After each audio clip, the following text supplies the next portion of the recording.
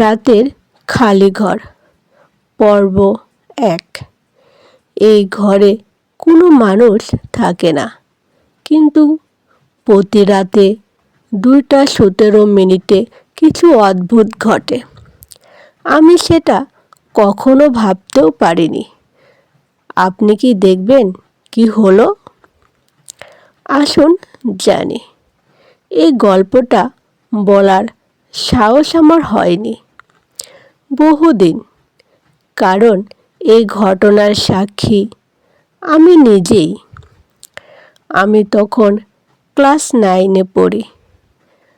আমাদের বাড়ির পাশের খালি ঘরটায় কেউ থাকতো না, কিন্তু প্রতি রাতে ঠিক রাত 2:17 ওখান থেকে শব্দ আসতো।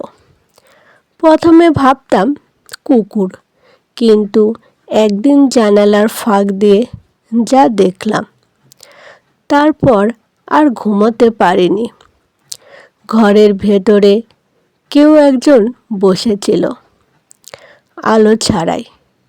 আমি দরজার দিকে এগোলাম, আর ঠিক তখনই।